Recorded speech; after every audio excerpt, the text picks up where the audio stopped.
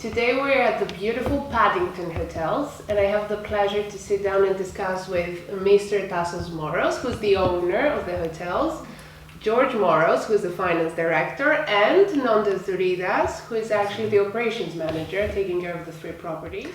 Mr. Tassos, I'm very fascinated by the history of the hotels, and I would like you to take us back to the Victorian era and tell us how everything started. First, I should start by saying that these buildings were built during 1850s, and they were then used by noble families as their London accommodation, the London houses. The whole area was private, and the garden was private, and the garden was actually being used for the ladies to take their afternoon teas. They are listed buildings, and they still have features like cornices and fireplaces, which we must preserve them. So George, I know that you are a very active member of the local community. So can you explain to us a little bit what are the struggles and what's the involvement of the hotels so far? Okay, so first of all, community is a massive thing here in this family-run hotel. As you know, I've been in this hotel all my life. I actually grew up here in the lower ground floor. And so the community has always been a part of my life. We're part of an organization called Paddington BID. It's a business improvement district.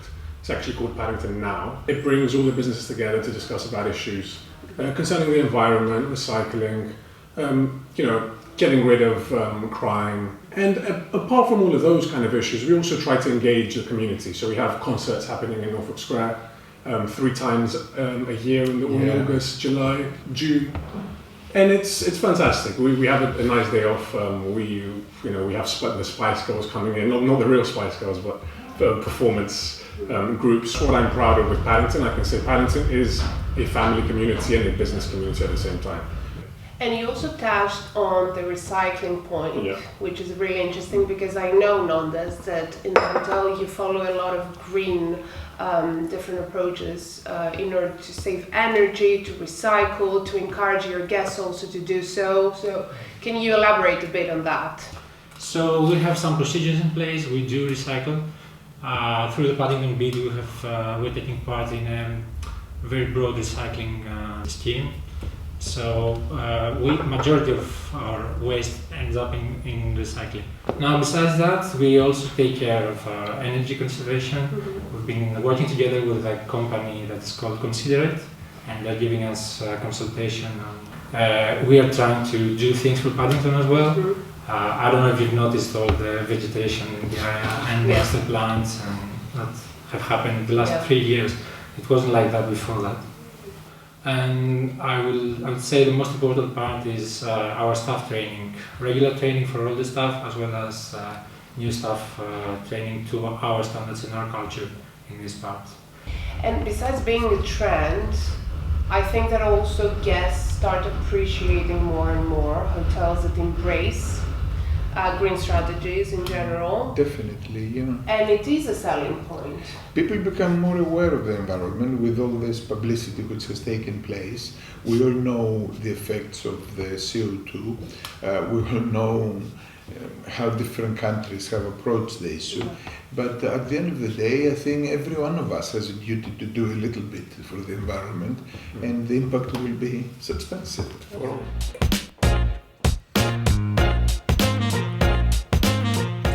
Mr. Moros, back in 2017, we started working together.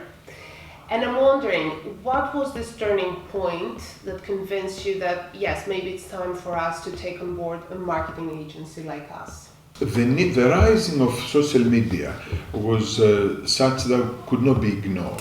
We had to take action. We tried ourselves to form a policy and try to do our best with the social media. But soon we realized that we couldn't actually do much ourselves. So we had to resolve in a company or some experts. And then soon we realized that, it worked out to our benefit. It was not possible for ourselves to be able to follow the ever-changing world of social media, and it has become so important now. It has helped us communicate with the customers directly, as well as the customers to communicate with us. And knowing how the customers think, it helps you improve your performance, of course, and make your product more desirable.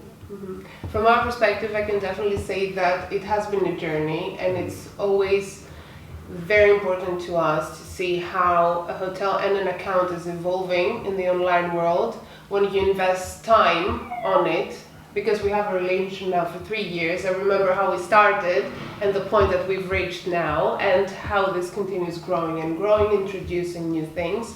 And this is what I actually wanted to ask you, George. Yeah. So which component of this business relationship do you think is what makes it a successful relationship? This relationship is, I think it's a particularly special one. So going back to what we were talking about before, the community, right? So it's a family business. Community is one of the main kind of components of how we run this business. So the fact that we've kind of built a relationship where we can really feel comfortable with each other to help each other grow and really learn from each other has been something pretty fascinating. And it's not just how many followers we have or what a good job we've done on that front. I think it's the fact that we know we have an expert who can really guide us along the way, because it's very easy to start a campaign and never really track it. Mm-hmm. You kind of leave it there. You don't really get the benefit from it.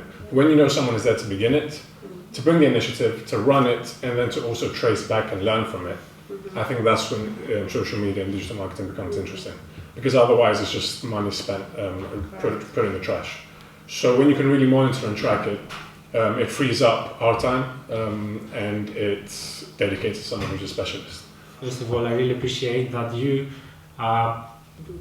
put yourselves in the position to understand our needs, and you got them and you developed them even further. I feel proud when I look on our Instagram feed and our Facebook page, and I know that not every guest will appreciate everything, but as long as we feel proud and it expresses our culture, I think that you have touched the right spot.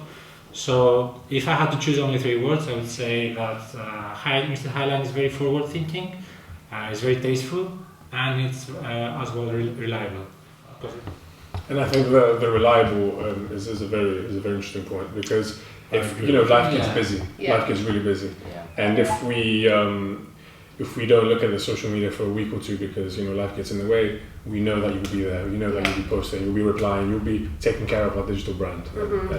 You don't realize, because there are no problems, because there are no issues to address, you tend to forget that when every day goes well, that means the organization is well, job gets done, and that's why you have no problems. Exactly. But when things get done, you tend to forget how important what has been taking place to get it done. You are part of the team. We are part of the team. So I'm really curious to hear what's in the pipeline for the Paddington hotels. What's coming up next? So we're past the middle of the winter. So winter is usually our renovation time. Our team is constantly working. They're super busy redecorating rooms, doing improvements in our rooms. Victorian buildings take a lot of effort. If you want to carry on admiring the nice features, someone has to put a lot of effort maintaining them. We have just branded our new website. They're ready, and new booking engine, 3-click booking. I look forward to this exciting new changes and additions. Thank you so much for your time today. It was a pleasure. I hope everyone enjoyed it. And please make sure you follow Shakespeare Hotel and Dolphin Inn Hotel on Instagram and on Facebook, and leave us a comment in the photos.